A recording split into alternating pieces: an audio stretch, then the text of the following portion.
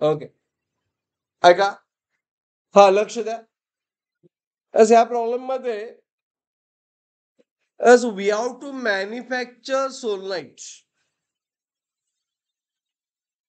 जिची length L0 आहे. Problem व्यवस्थित लक्ष द्या. आणि इंडक्टन्स किती आहे? एल. मग याचा एल किती येणार? L of solenoid. L of solenoid formula काय? In term of L not पाहिजे आपल्याला. म्यू नॉट एन स्क्वेअर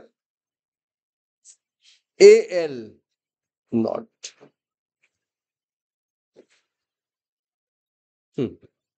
आपल्याला फक्त लेंथ मध्ये पाहिजे, त्यामुळे एन बाय एल कॅन्सल करूया. May mu not N square A by L not. बरोबर. पहिल्यांदा आपण एल फाइंड केलं, राईट. मला यांनी काय म्हटलंय की हा solenoid length of wire L required असं विचारलंय. हा सोलनाइट कन्सिडर करायला लेंथ ऑफ वायर एल विचारलंय. असं म्हणा तुम्ही. Let L be the length of wire small L. Let small L be the length of wire.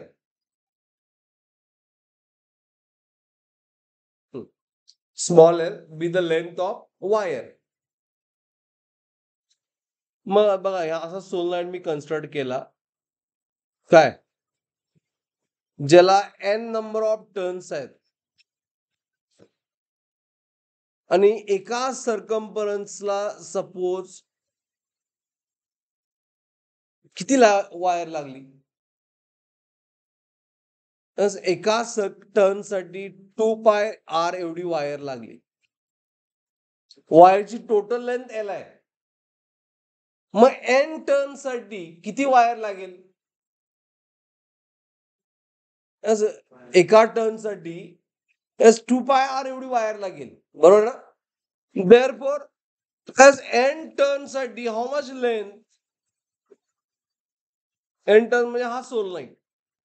ह्यासाठी लेंथ ऑफ वायर किती लागेल? It is 2π r into N. 2π r into N. आता option बघा आणि मग सॉल्व्ह करूया. ऑप्शन मध्ये आपल्याला काय काय 4π आहे म्हणजे काय करायला पाहिजे?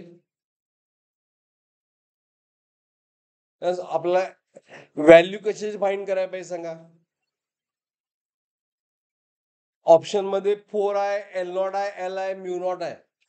फक्त आर आणि एन नाही आहे बघा. बरोबर आहे की नाही?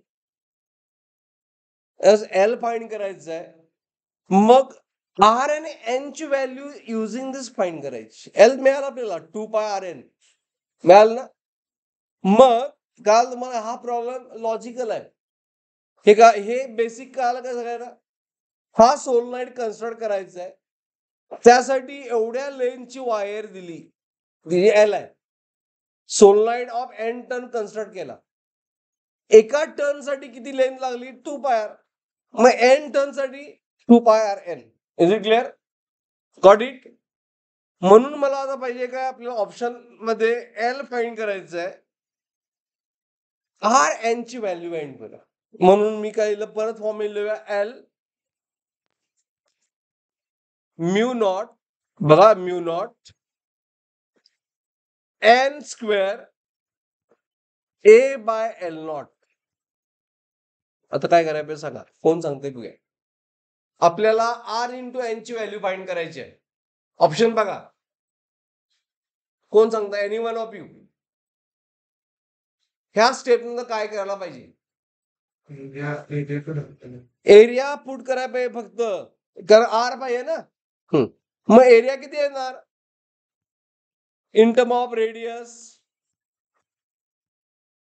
पाय R square. Right by L naught. मग आपल्याला एन आर पाहिजे आहे, बरोबर आहे ना. मग L into L naught divide by mu naught pi. ही झाली व्हॅल्यू कशाची, N square R square. N square R square. मग एन आर ची व्हॅल्यू काय येणार, ऑप्शन मध्ये स्क्वेअर रूट आहे. It is L into L naught divide by mu naught into pi चा स्क्वेअर. झाला प्रॉब्लेम सॉल्व. होते काय सॉल्व. एल माहिती आहे आपल्याला 2 पाय आर एन. मग L is 2 pi R N किती आहे, L by L naught upon mu naught pi. कुठला ऑप्शन मॅच होते काय, एल अपॉन म्यू नॉट केल्यानंतर ऑप्शन मध्ये सगळं स्क्वेअर रूट मध्ये आहे ना, सगळं स्क्वेअर रूट मध्ये आहे. मग काय करणार, हे 4 पाय इनसाइड घेतलं, स्क्वेअर रूट मध्ये घेतलं तर काय होणार, ते 4 pi square L upon L not mu naught पाय.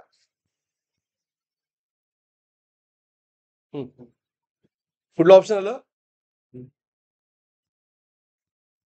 कुठलं मॅच होते काय, 2 नाही 4, एक पाय get cancel, L L not bye mu not. Nothing but which option, 4 पाय एल नॉट एल. इथं काय चुकलं काय माझं, काय तर राहिलं काय, नाही एल नॉट एल बरोबर आहे, राईट बाय म्यू नॉट.